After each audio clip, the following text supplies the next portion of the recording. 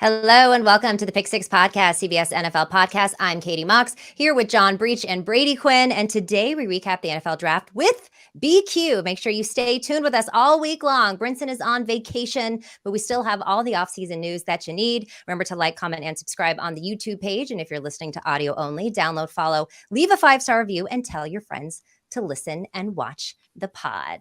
Brady and Breech, first of all, happy end of draft. I feel like you guys can take a collective exhale. And there it is. Let me begin the show by saying it's a shame Will couldn't be here, only because, John, as you'll notice, Katie came up with a nickname for Will last week with the Brinsonator. She's been calling him that now. So there was that. I don't know if you've heard the Brinsonator before, but Katie, what's your nickname for Breech at this point, if we can't have the Brinsonator on today? Okay, well, it's Breechy, but I think I need to come up with something better for him. But I've actually updated Brinson. It was the Brinsonator, and now he's the Brinstigator because he's constantly instigating things, which I do feel like is more appropriate for him. That's fair. That's completely fair. That's definitely more fitting. And Katie, you started off the show by saying Brinson's on vacation. We're actually on vacation from Brinson. That's how this works. So everybody wins here. Everybody wins here. All right. Well, we recapped the show a little bit yesterday, but obviously we want to get your take on this, BQ. One of the biggest storylines, of course, is Levis sliding to the second round. The sportsbooks absolutely cleaned up on this because so many people went heavy on Levis for the first pick overall, actually, because of that Reddit post. But what did you make of this? Was it surprising to you that he slid so far? It was surprising in the sense of some of the things you're hearing from the various teams, at least leading up to the draft. You know, as far as what goes on in a draft room or in a war room, you know, we get bits and pieces of it. It tends to only be the good stuff, like the heartwarming stuff, like Deuce Vaughn's father, Chris Vaughn, and the Cowboys making that decision to draft him, which is an incredible moment. Those tend to be the moments that you see, or maybe if they're a little easier picks, like Carolina's known for maybe months now that they're taking Bryce Young number 1 overall. So you get a little bit of a glimpse into that. You don't into the rooms where there's a lot of emotions that go on, where you will get a general manager, you'll get a head coach, you'll get a coach, for example, that stands on a table and is polling for a player. And in this case, obviously, what weighed into the Will Levis slide. To me, I think if you're going to make a case for why he slid, it would be the drastic or stark comparison between the 2021 tape and 2022 tape. In 2021, there was no doubt if he had come out or could have come out at that point in time, he would have been looked at as a first round, a quarterback. And I think it would have been hard to deny otherwise. This past year, it was tough. And look, I know he was dealing with injuries. I know he was dealing with, his running back not being there. And he really had to carry the load in a new offensive system with an offensive coordinator that got fired after 1 year of being there. And so there's all those things you can say. Ultimately, when it comes down to it, You knew Bryce Young was going to go number 1 overall. You knew C.J. Stroud was the second best quarterback in this draft class. And then you had this gap where you said, okay, both these quarterbacks probably need a little extra work and some extra development. And the upside for Anthony Richardson's undeniable. He's bigger. He's faster. He's got as strong or a stronger arm. And even though he has less experience, I think when Shane Steichen and the Colts are looking at who they want and who they can develop, they probably felt a little more confident in what they saw, at least in the 1 year starting from Richardson and the upside, than they were going to take in Levis at that point. So, look, it's a tough position to be in. I've been in it before. And it's I think for most quarterbacks, most players, you've experienced a lot. You've got thick skin. You've experienced a lot. You've heard a lot of things said to you that aren't for the general public and general masses. The toughest thing is for the family and for everyone else around. Yeah. Because when you sign up to go to New York, like I did, or in this case, go to Kansas City, they're not as prepared as you are for all those things, and it's tough because the parents sacrifice so much, the coaches sacrifice so much that help you get there. Your sisters, your siblings, they all want it for you that bad too, because they've witnessed the sacrifice that you've made. But the hard part is like being on camera and being the focal point. And look, it's one of the reasons why 54 million people watch the draft, because it's the best reality TV. It's unfortunate that he has to be, if you will, kind of the sacrificial lamb that has to be the person that goes through that, endures that. My hope is that, look, he's ended up at a good team in a good situation in Nashville with the Tennessee Titans. I think it will end up being a benefit to him. I know initially monetarily it's not, but him falling into a spot with a team that runs the football, like Vrabel's going to try to get that defense situated. that to me at least shows some promise of what they can be in the future as they've dominated the AFC South for a number of years. Obviously, Jacksonville taking it last year, but before that, they've really had a reign for a while. So, like I said, it's unfortunate, but he's strong. He's tough-minded. He's battled through adversity before. I think he'll be just fine. Brady, I'm going to ask you an interesting question because you mentioned, obviously you have been in this situation before. I think fans on Twitter, when the cameras kept panning to Will Levis every time he dropped, and sometimes he looked shocked, sometimes just kind of a blank look like whatever, it's happening. It is what it is. How do you feel when the camera keeps panning to someone who's dropping in the draft? The hard thing is when you're in that position, right? And for me, I hadn't spoken to any teams in my draft year outside of number 9 with the Miami Dolphins. Is you really don't know even who's looking for a quarterback at that spot, and that's when you rely on your agent. You look at your agent and say, "Hey, what's happening here?" And so you have those conversations of, "Hey, look, someone's going to have to trade up to take you." It's probably not going to happen at that midpoint unless there's a team that just decides to draft you because they've got you high on their board and they want to make that move, and it might be a year or two too soon, but it's too good a value to pass up on. Sometimes that sort of scenario plays out. But in this case, there's really 3 teams we knew were going to take a quarterback, right? Carolina, Houston, and then obviously Indianapolis at 4. Those are only 3 teams. After that, we kind of all speculated on who it may be that wants to take one. We heard rumors Tennessee was looking to trade up. Would Atlanta maybe? Are they good with Desmond Ridder?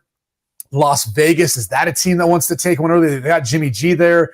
There's all this wild speculation. And for the most part, most draft rooms are sitting there saying like, yeah, we're not really making that move unless we really feel like we get him in a spot where it makes sense for us.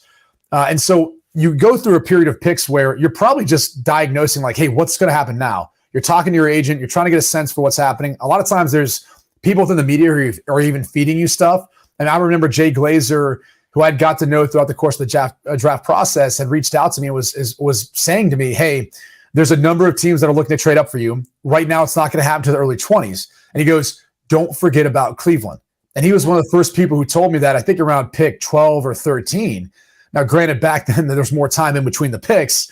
But as things started to unfold, I knew once we got to 19-20 that there was some activity going on. And then as the story goes, the 22nd pick, I was talking to the Baltimore Ravens for the entirety of that pick. They were trading with Kansas City at the number 23 spot to take me.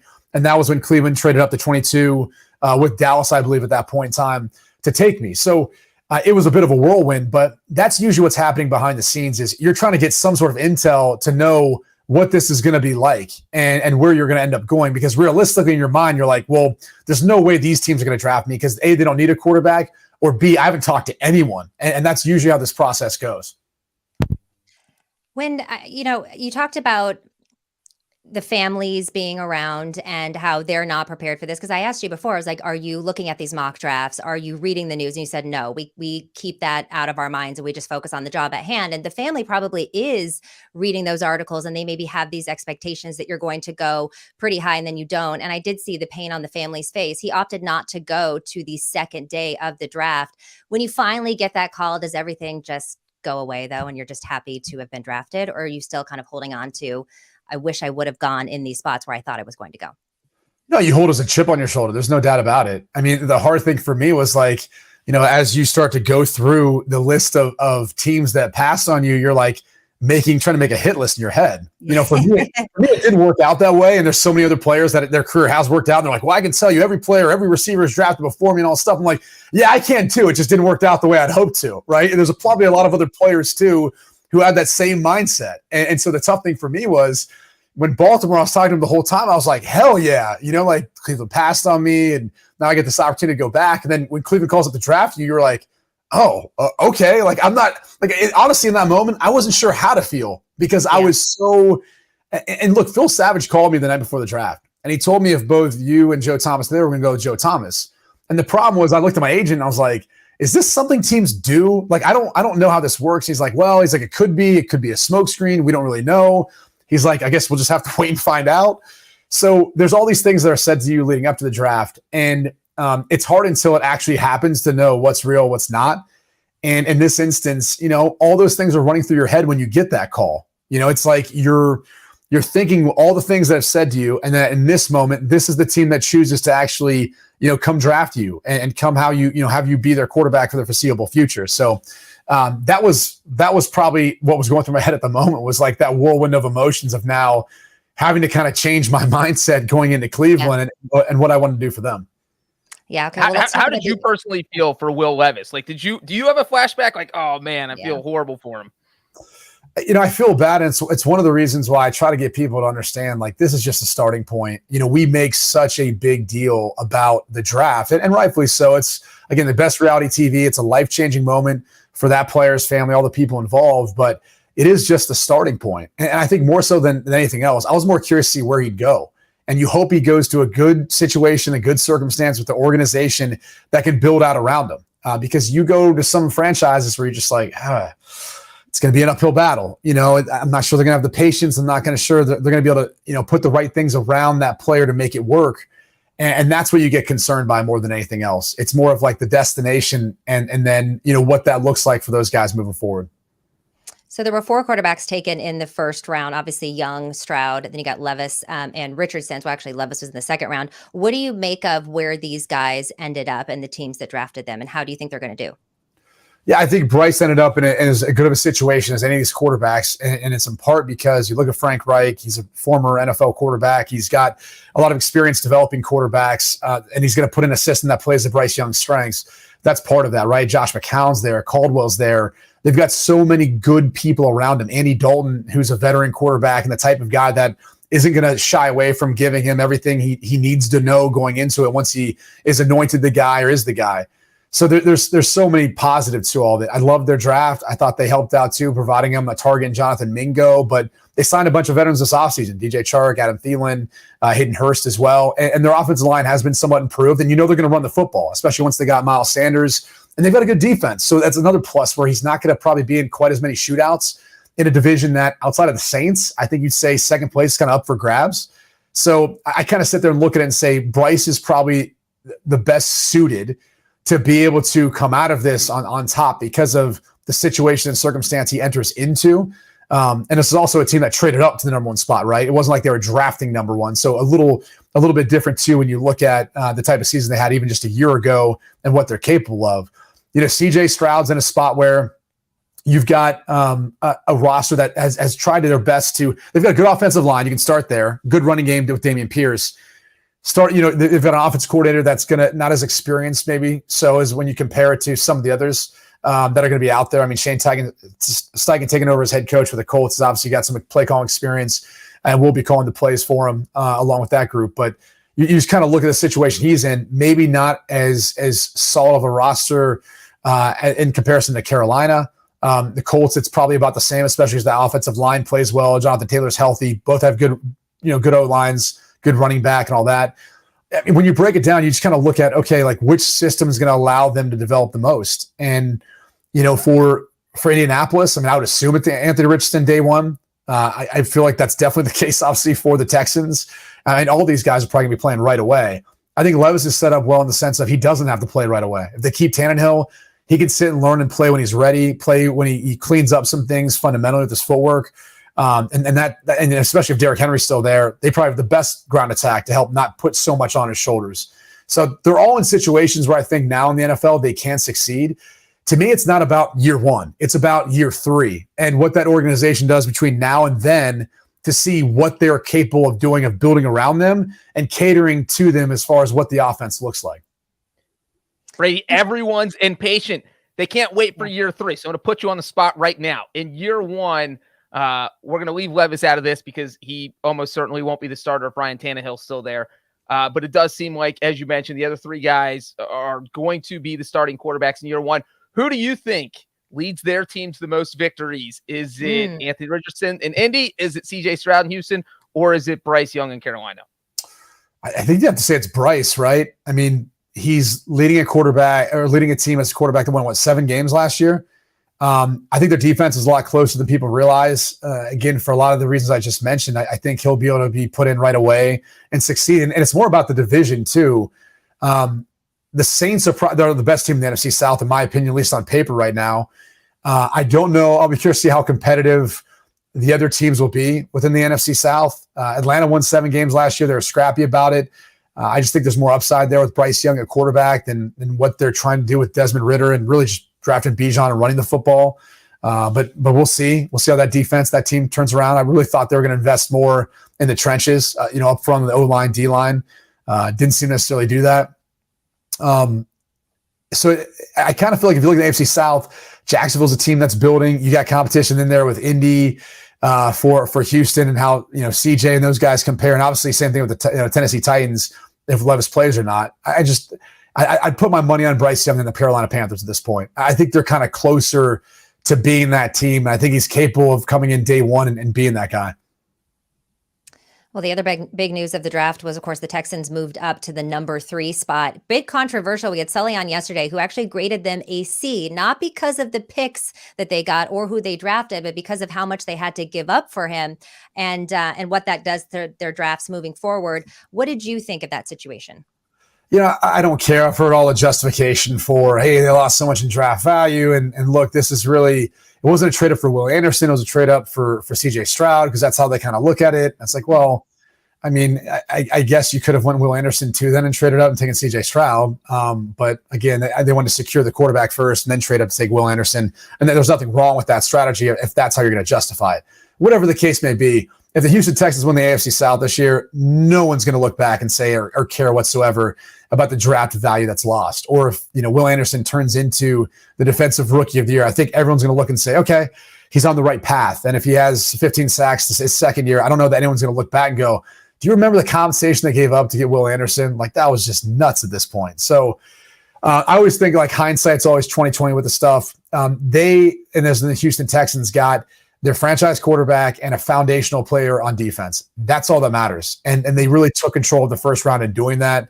I think sometimes we kind of overrate, future draft capital, especially for a general manager in Nick Caserio that you never look past the year ahead of you. You don't know if you're going to be there or not. And D'Amico Ryan's first year, I mean, I'm not saying that the Houston Texans would move on from a coach after 1 year, but didn't they just move on from a coach after 1 year in Lovie Smith? So, and did they move on from a coach before that after 1 year, if I'm not mistaken? So you can't ever take for granted the future picks. Like, that's for dudes who are going to be in a spot to be able to talk about that and judge that in the future. In the NFL, it's called, not for long. And you don't necessarily know that you're going to be there to even make those picks. So you got to pick the best players you can when you have the opportunity to do so.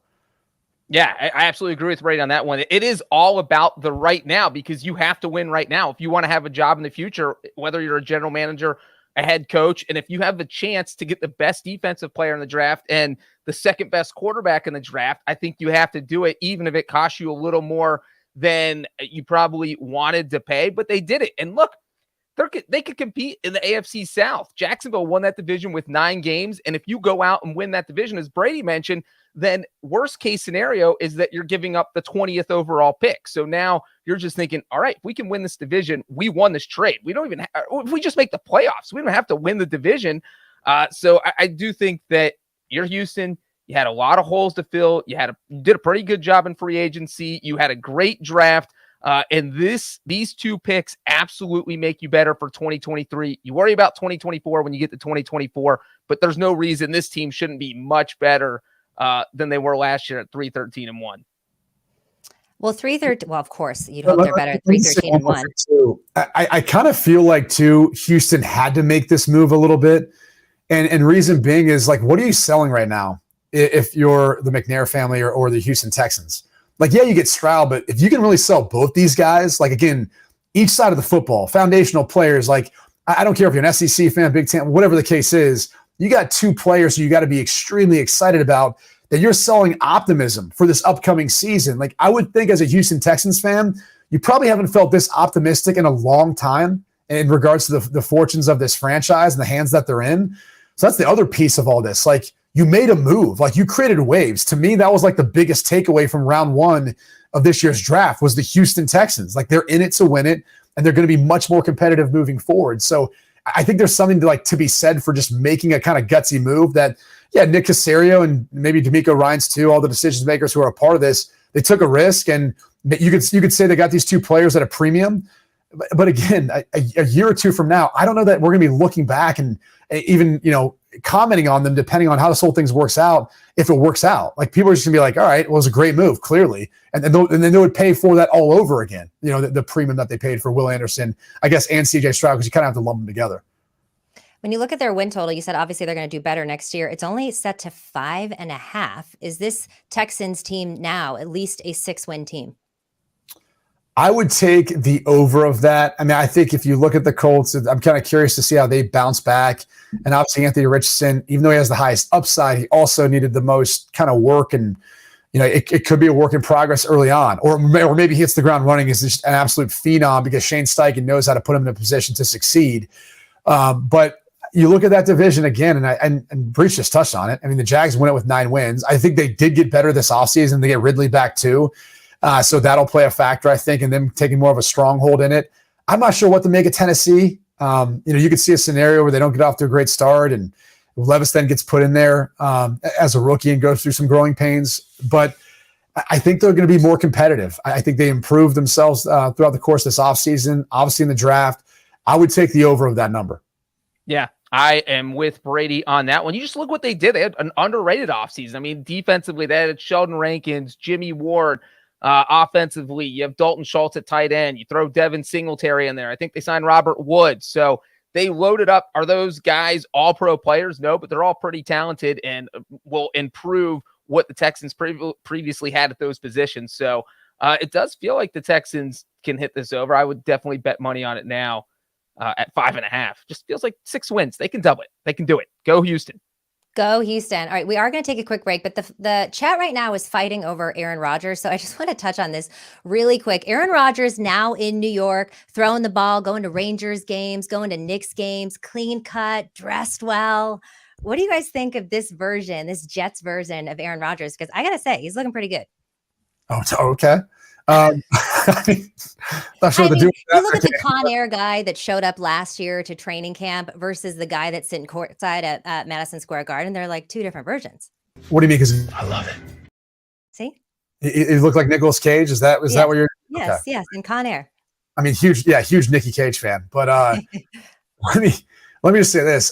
I think what's amazing about everything that's occurred so far with the trade and now being in New York is, and I don't know if it was just a byproduct of Green Bay being a place where you're obviously not going to be able to go through the same type of things that you went through with Green Bay in regards to the New York Rangers game, the Knicks game, all those things. Like, that's just not Green Bay. They don't have that.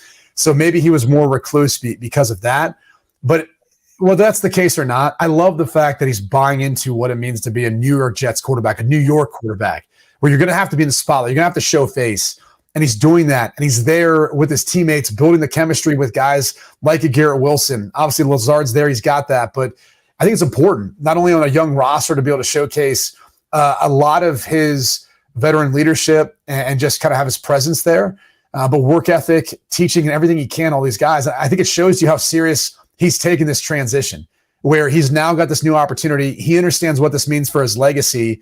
And I think he's 16-1 right now to win the MVP. Yeah. All the things that I'm seeing right now, I'm going to go ahead and put some money on Aaron Rodgers to win the MVP. Ooh. I'll just say that right now. At these odds, considering how good that roster is, and you add a quarterback now that can do the things that he can do, I would go ahead and sprinkle some money on him to win MVP. I would go ahead and spread that over to them to win the division, for sure make the playoffs, and maybe even also on their Super Bowl odds. I just think he's that big of a difference maker, and everything that he's doing right now and kind of showing face and all that shows you what he's willing to do in order to be the guy that the New York Jets have been looking for probably since Joe Namath.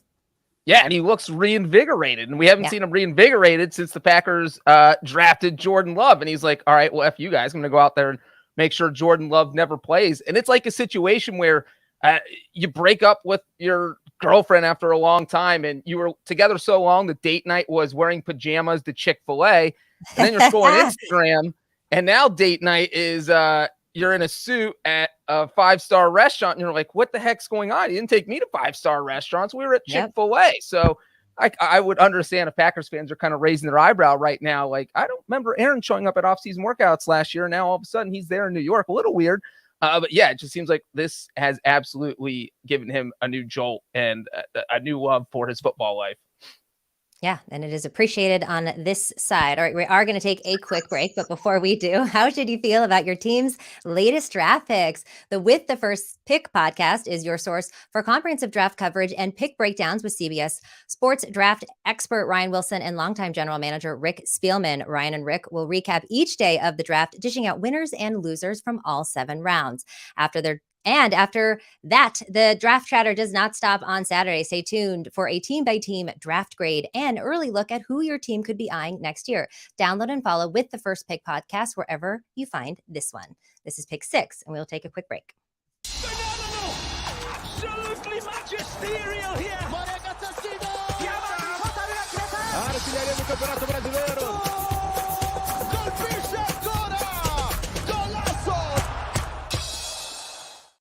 Welcome back to the Pick 6 podcast. Make sure you're following us on social at Pick 6 Pod across all social media platforms. And we are going to continue with our Brady Quinn breakdown of the draft. BQ, are you shocked that running backs went so early? Any change from recent years there?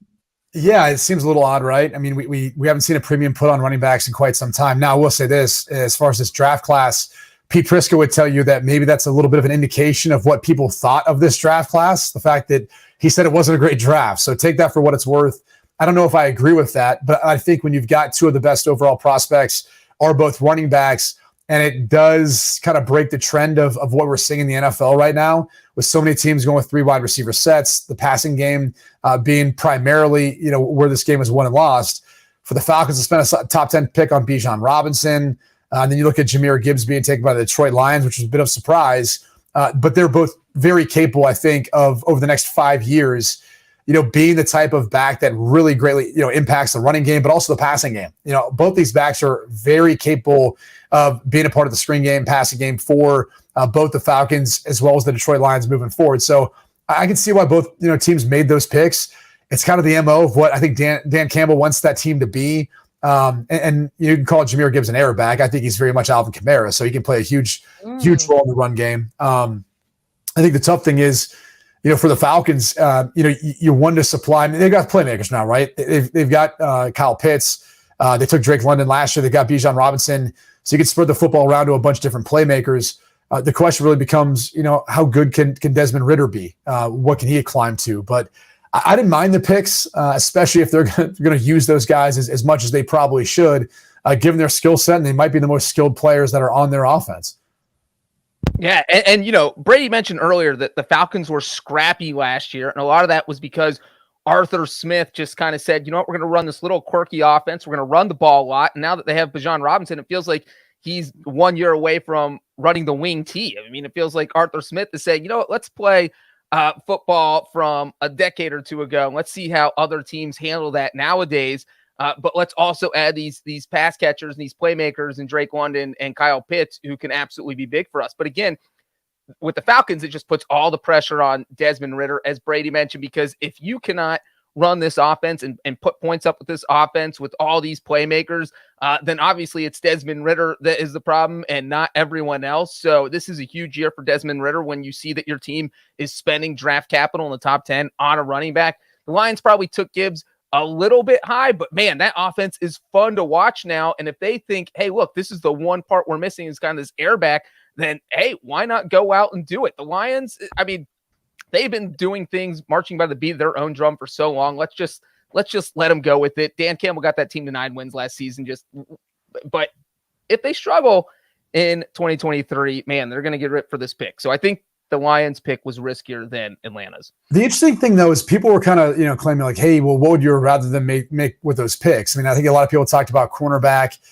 Maybe that's a position that you could have identified. This is probably the biggest unknown with a lot of NFL franchises is, they're making moves throughout the course of the offseason that they feel comfortable with. And just because the opinion of some of the players that are there available, they might not be as high on, or they might not fit their scheme the way they'd like them to, and they might feel like they're comfortable with that position. So the pick with Gibbs, I think, was a direct message of, hey, the extension talks with DeAndre Swift, not going well. We're probably going to move on from him. So we want to place someone who's got a similar skill set. And obviously they got a little compensation back from Philly in that trade, which, again, other teams might as well just draft Georgia players, not only one to take them away from the possibility of Philly taking them, but also because Philly's always going to take them in a trade if it doesn't work out. So you've kind of got your fail-safe there with any Georgia player moving forward in the Philadelphia Eagles pipeline that seems to be going there. But my general point is teams find themselves in positions where if you're in a spot, you want to go draft a guy who you feel like is going to be able to impact your team and make your roster. There's no point because everyone wants to trade back. It's like, well, you can't always trade back. Sometimes you have to take a player.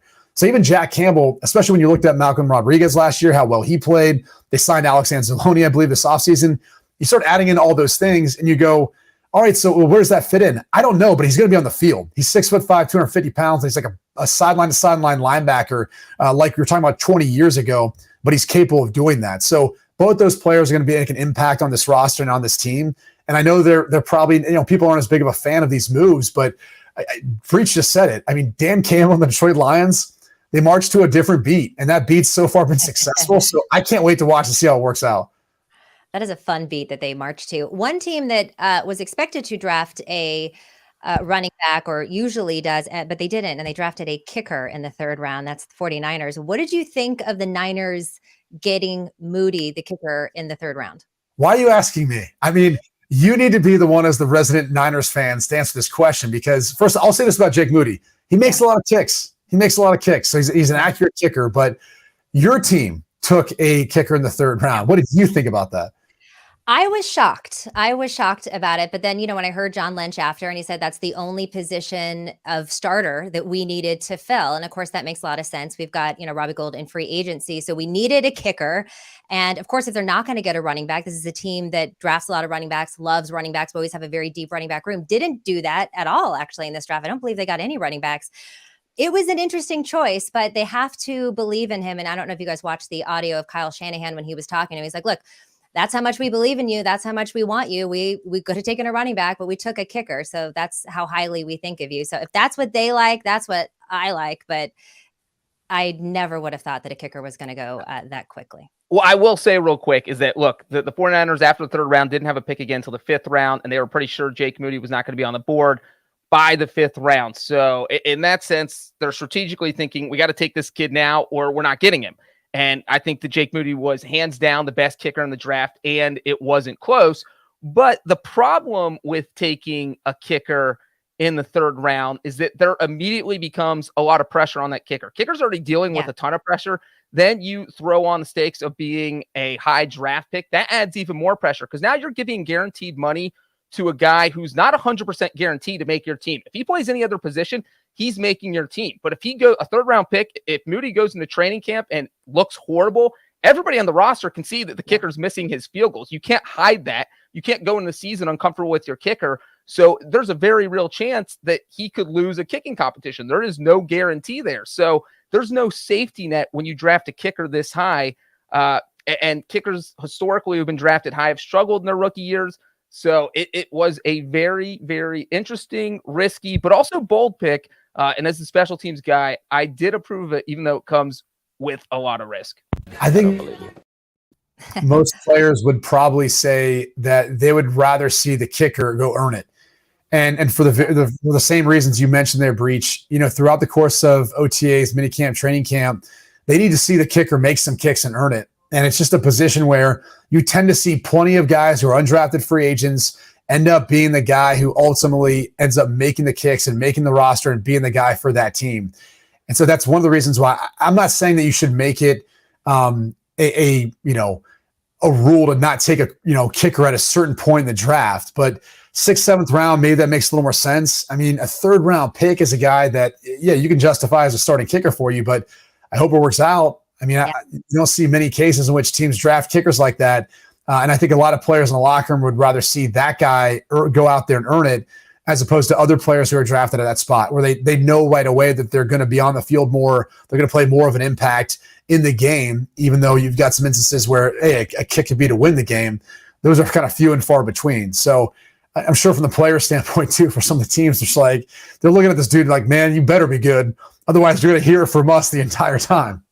Well, and to that point, real quick, Katie, is that because one of our commenters just mentioned Roberto Aguayo, and he's one of the 4 kickers that have been drafted in the 3rd round or before since 2000. It's Aguayo, Nate Kading, Mike Nugent, Sebastian Janikowski. All 4 of those guys hit less than 80% of their field goals during their rookie year. Janikowski only hit 68%. Of course, he had a long storied career with the Raiders, but if you hit 68% of your field goals in 2023, you're under the microscope a lot more. And it is almost certainly the team is not going to be sticking with you like they did in 2000 when there was a lot more patience for those kind of mistakes. That patience isn't there anymore. So that's the other part here, is that if your kicker struggles, only hits 75% of his kicks during his rookie year, like Aguayo did, are you getting rid of him, or are you sticking with him to try and justify the fact that he was a third-round pick?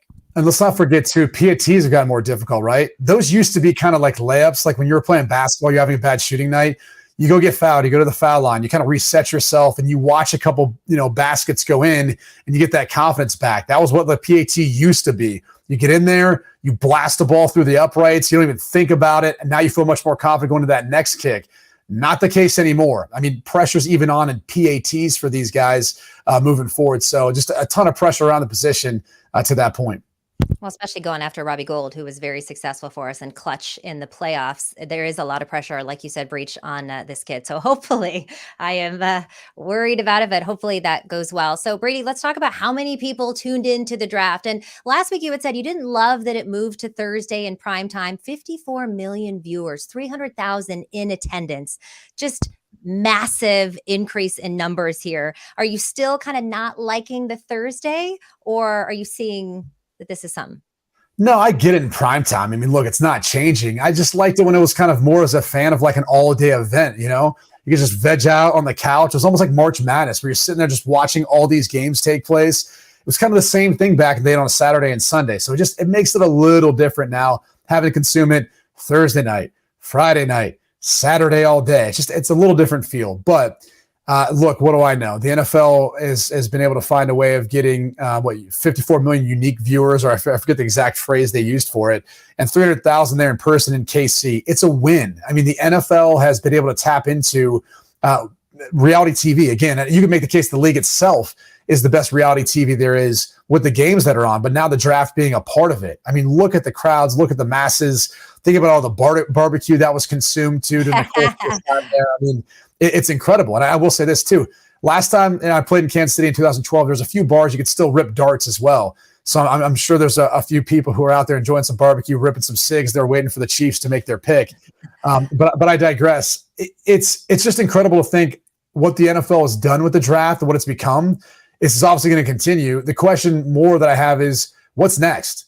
Where does the NFL see as far as a potential to keep this momentum going and do something special and create something moving forward? Is it the schedule release? You probably have to be a little more creative about how you produce that content and what that looks like.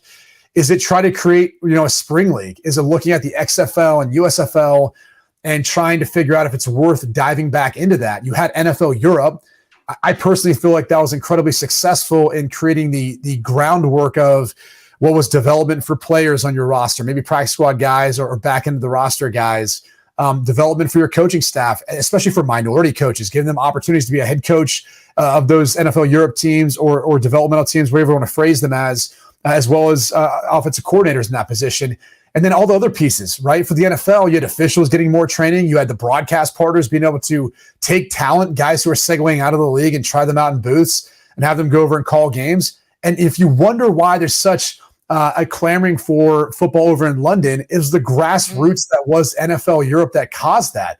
All those kids who are young watching this odd game of football that's called football that doesn't use your foot as much as the game of soccer, they were now saying like, oh, this is really interesting. I'm into this now. You even have international players who are looking to come over to the States to play the game. So I would love to see the NFL, as they look to try to continue to make this global expansion, play more international games, try to invest more into that infrastructure to create something that fills that void.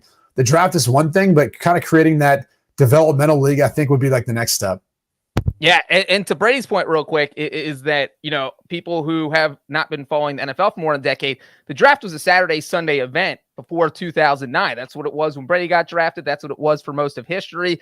And then they were like, how do we milk more money out of this? How do we make this a bigger event? Let's make it 3 days. Let's start it on Thursday. Let's put it in prime time. Let's get crazy. Let's put it on a network. And so it went from being on ESPN for most of history to now, you can watch it on ABC. It was on Fox one year, and now it's every year. But as Brady also said, it does feel like they've kind of maxed out what they can do with the draft, that it's going to be a 3-day event. You can't, you'd be getting a little crazy, a little overbearing if you try and make it a 4-day event. But it does feel like the schedule release is the next thing they're trying to turn into this off-season tentpole event. We went from having that in early April, and now they're saying, let's make that a primetime event. Let's put that a couple weeks after the draft so that some people have something to watch, and maybe they're going to start doing it. Hey, we'll release week 1 at a certain time. Last year they released international games a few days before the rest of the schedule. And so they are kind of creating that next dynamic. It feels like there, but doing something like NFL Europe would be cool. I absolutely agree with that. But yeah, it does feel like the NFL schedule is the next thing they're really pushing to make a big event. Dude, I'd cover it. I'd go over there and be an analyst and cover that all the time. Free trip to Europe, go tour around, learn a little bit, talk a little football. That'd be amazing. I'd probably do it. Pizza. Give me an Italian league or give me an Italian team just so I can go over there for the good Italian food and Italian wine. I would probably just do that for the food and beverage alone. It'd be expensive though. We've got our Italian correspondent already lined up. Yes, let's go. I will go as well, just for fun. Okay, let's talk about what Arizona did. They had the number 3 overall. We always thought that they were going to draft back with that. Obviously, they gave it to the Texans or traded with the Texans. But then they moved up with Detroit, ended up getting Paris Johnson. What do you think Arizona's draft plan was? It's an interesting question. I do think the drafting of Paris Johnson is awesome, not only for Kyler Murray, but just the fact that Arizona hasn't taken the time to invest, top draft picks into the offensive line, which is something that they need to do. They faced a bunch of injuries there, a lot of moving parts through the years. So it's good to see them investing into it, especially in Paris Johnson, who, in my opinion, was the best tackle in this class. So that's a good thing. The problem is your win-loss total, as far as the books, goes down after this draft. And it makes you kind of wonder how they would have impacted if they just stayed put at 3, taking Will Anderson and seeing what that would have done. But look, I personally look at it and just kind of say to myself, all right, I'm not sure what damage they could have done at this point by just one particular move. I think if you look at their draft in total, it probably wasn't as bad as maybe people are making it out to be. But this is also a team that's, to me, at least in rebuild mode. You get B.J. Ojulari in the second round. He's a player that I think could come in and impact you from the edge rushing standpoint, maybe not to the likes of Will Anderson, but we'll see. He's obviously got bloodlines in the NFL. That's possible.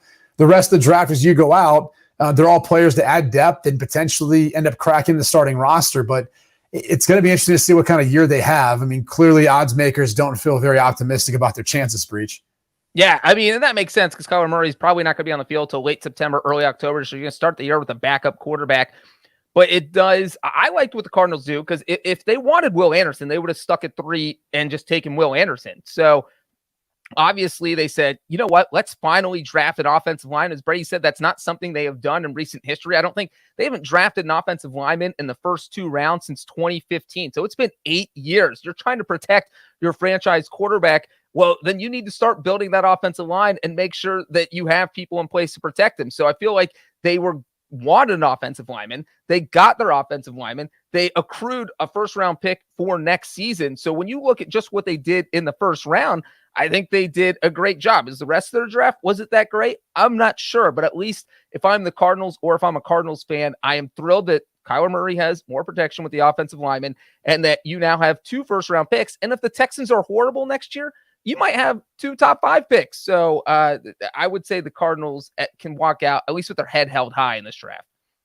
You talked about their win total. It's set at 5.5 with the under juice to -150, over plus money plus 130. If you think they can get at least 6 wins, what bet are you taking there, Brady? Well, I actually saw in some books it's down to 4.5. So it could be even lower than that, which is one of the reasons why you saw some of the movement. This is tough. You'd like to see the schedule release come out first. I'm also not sure what to make of the Rams. I think that's the biggest wild card as far as their competition within the division as to who's going to be the cellar dweller in this case. The Rams had a ton of draft picks, but I'm not sure how many of those guys are going to ultimately impact the roster, even though they kind of have to because they are in cap hell. And I don't know the timeline yet of Kyler Murray coming back. And I think that obviously impacts all of this. So at this point, I think you'd probably have to take the under, new head coach, Murray out with a backup coming to start the season. Who knows if Hopkins is even going to be there too when they start the season or if he ends up getting traded. So there's too many question marks right now, but I'd probably wait to see until the schedule release comes out and then timetable for Kyler Murray. Yeah, and I'll just add to that. Look, the Cardinals play the AFC North in 2023. I have a tough time seeing them win any of those games. Maybe they get one, but likelihood feels like 0-4. Who would be the one if they got one, Breech? Maybe the Browns? Maybe? Hold on. Are you saying the Browns are the worst team in the AFC North right now? I don't think Mike Tomlin would lose to the Cardinals. That's the Browns have more talent on paper, but I think they are the more likely team to lose a game they should win. How about that? Go back to the Jets last year. I think early in the season, that first one that comes to mind. Didn't just lose to the Jets, blew a 2-touchdown lead in the final 90 seconds. So, it can get ugly with the Browns. And then the Cardinals also play the NFC East. I have a tough time seeing them win any of those games. So now we're looking at 0-8 there. And then, as Brady said, the key is the Rams, because if you're better than the Rams, maybe you sweep them, and then you only have to sneak away 3 more wins on your schedule. But I don't think they can sweep the Rams. Maybe they go 1-1. So I also like the under. Okay, we're in the under on that one. We're going to take a quick break. You're watching Pick Six, and we'll be right back. Get breaking news. Big news coming out of the NFL today. Highlights and instant reactions. The largest final round comeback in 4 championship history. We're down to the final 4. I just want to take time to analyze greatness. Talk winners and losers with a guy who's already a big winner. CBS Sports HQ. It's all sports all day long. Welcome back to the Pick Six podcast. I'm Katie Mox here with Breechy and BQ. And today we recap the NFL draft with Brady Quinn. Make sure you keep it locked with us all week long to stay up to date with all your NFL offseason news. And remember to like, comment, and subscribe on the YouTube page. All right, this is going to get Billy very excited. Producer Billy, Howie Roseman, what a draft he had and the Eagles had.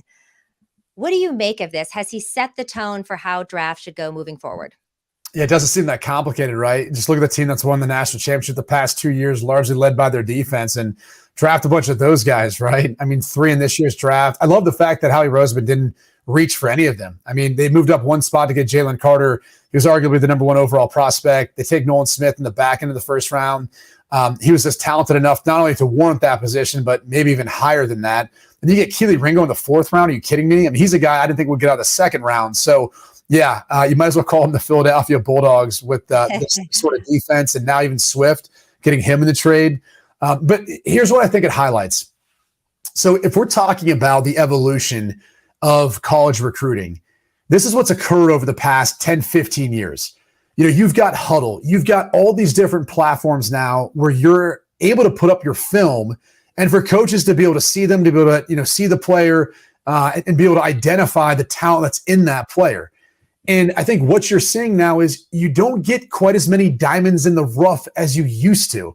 I think colleges are doing a better job identifying who a lot of the most talented high school prospects are because of the access to the film, because of the access to 7-on-7 camps, and just the internet being able to providing an easier, tools to go find those players. And they also have a more robust scouting department, if you will, in most of these top universities, especially the top Power 5 schools. And so because of that, I think you're seeing the Power 5 schools identify these better prospects coming out of high school, call them 5-star, 4-star, whatever you want. And so they're getting some of the best, players that are out there. And that's not to say that you don't get players who transfer or you don't get guys who eventually develop into some of these top prospects. That's always going to be the case.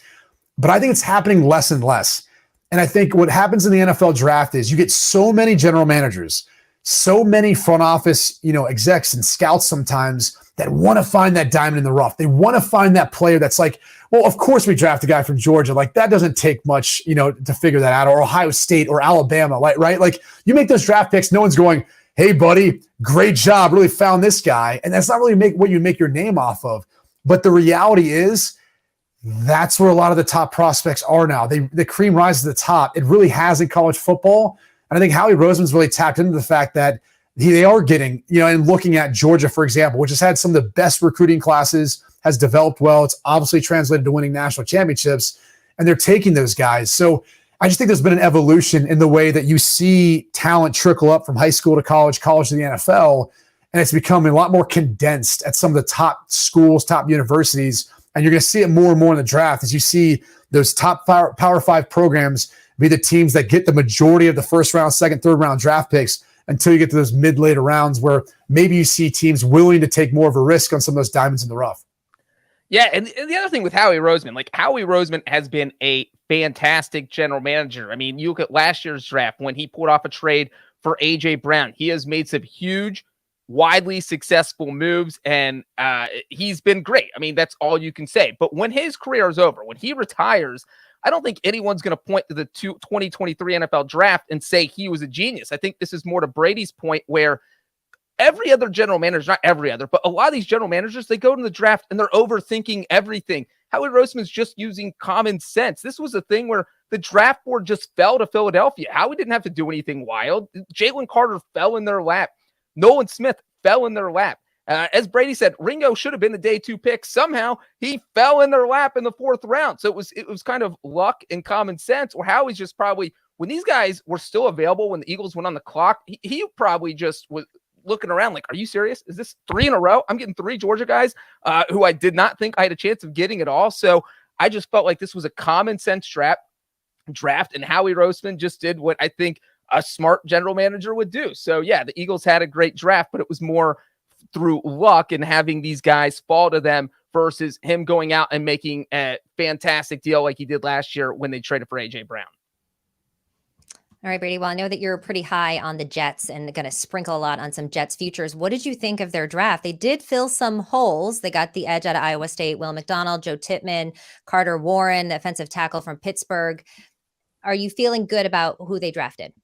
Yeah, I like the draft a lot, actually. I know that doesn't necessarily agree with some of our folks at CBS, but the Will McDonald pick, I think he's actually one of the more NFL-prepared edge rushers with his variety of moves, his production from Iowa State.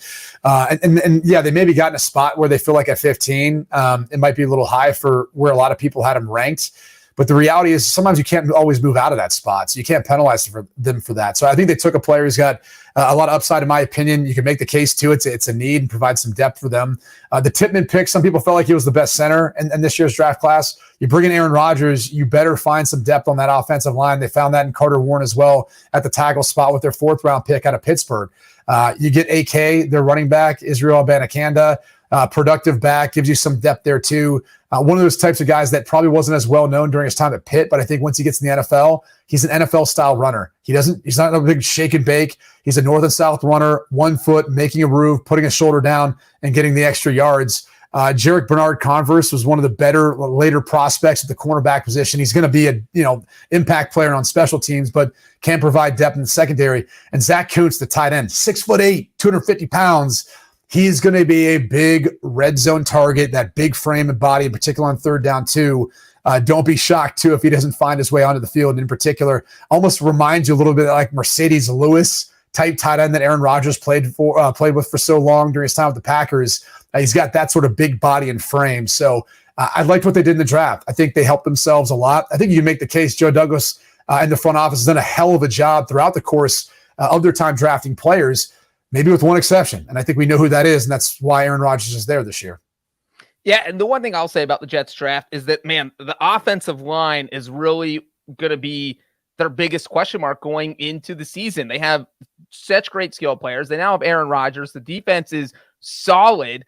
And so it's, can you keep Aaron Rodgers upright? This guy is going to be 40. He's not as mobile as he was when he was 35, when he was 30 years old. So the fact that they didn't get one in the 1st round, I think, is a little bit concerning. You're hoping that Joe Tippmann, who be playing center, you're hoping that he's going to be good.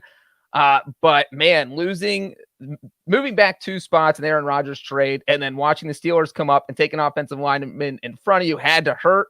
But other than that, I mean, I feel like that's the biggest question mark going into the draft. It's still the biggest question mark coming out of the draft. But they did a good job of filling their other needs. So I feel like the Jets did overall a pretty good job, except for not landing an offensive lineman in the 1st round. A lot of ways on Becton, and all reports are he's lost weight. He looks good coming this season, but there's a lot of question marks about him. And I think he will be the answer to that question. You know, how he goes this year and what he looks like will determine a lot of what they're able to do. Billy in the chat asked, how does Rodgers look with the number 8? At first, I thought it was very strange, almost more strange than seeing him in a Jets jersey to see that 8 on him. But I will say, maybe just because I'm liking Aaron Rodgers more today, but I do think he looks pretty good in the number 8. How do you guys feel about his new number? Right? Like, he looks skinnier. You know, I don't know if it's just a number there, but yeah, I mean, just a little more svelte there, Breech. I mean, I feel like you're more of the fashion guy than I am, but. I mean, hey, Katie said it. He looks good now. I mean, maybe it's because he lost weight. Maybe he's been spent too much in a dark room by himself, probably not eating. So that helps you lose weight. And then, in Wisconsin, you're eating cheese curds all day, whereas New York, everything's about eating falafels and other healthy foods. So it's just natural that you lose weight when you make the move from Wisconsin to New York. And the portion size, right? Like you in the Midwest and eat really big portions, a lot of bang for your buck. You go to New York, it's the exact opposite.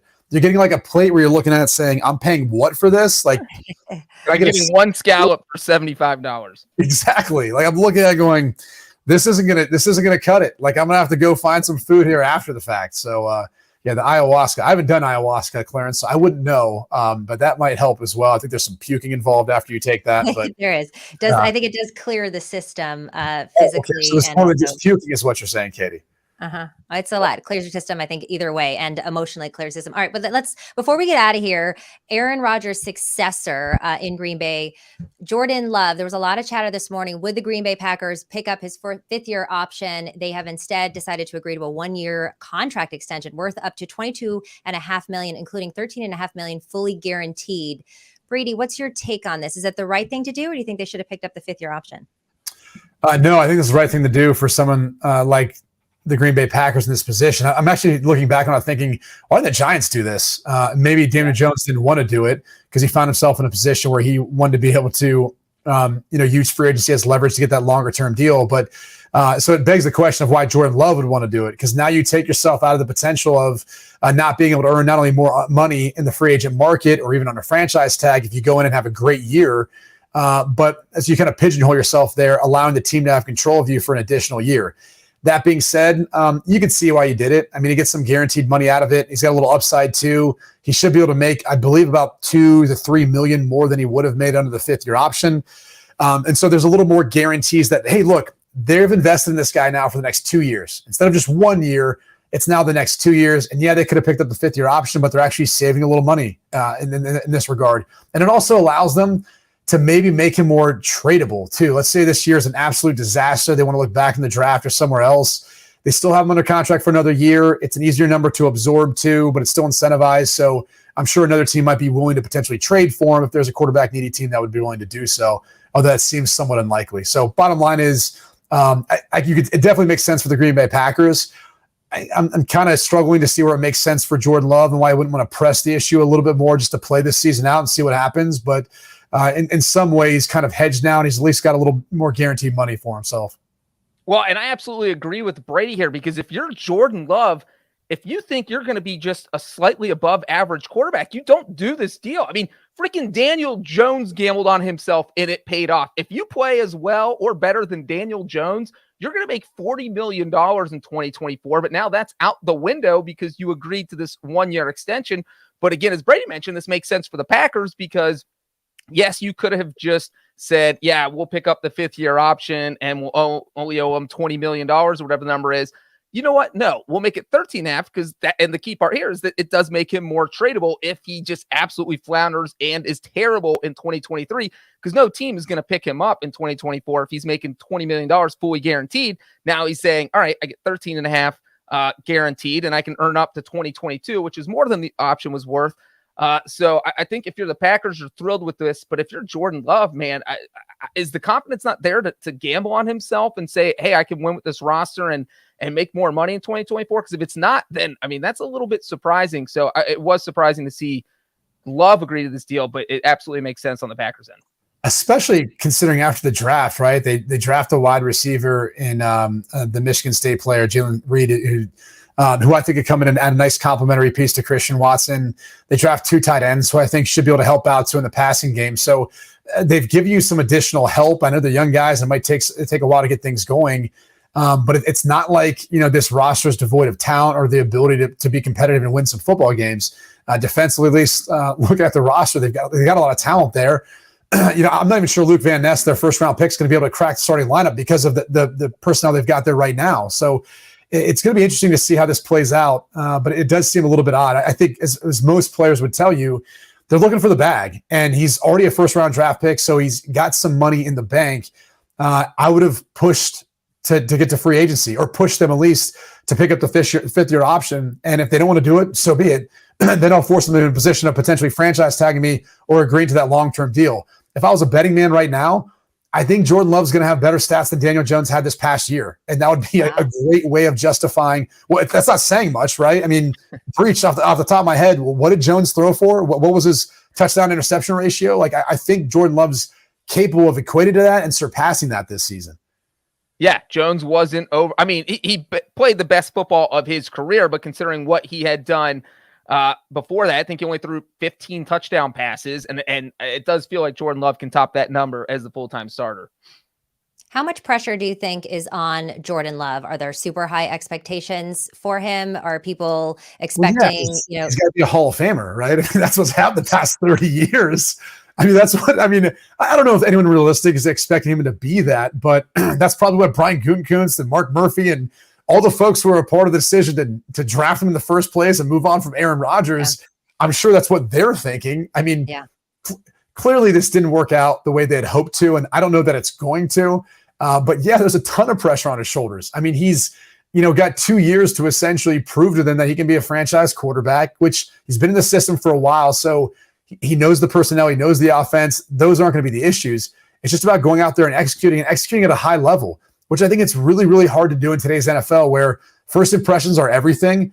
And I don't know that he's played even enough over the past 2 years to feel like you could even say it made a first impression. So this year is everything in regards to how he's going to be viewed moving forward, and probably what the Green Bay Packers look to do even in the 2024 draft, depending on what their season ends up looking like.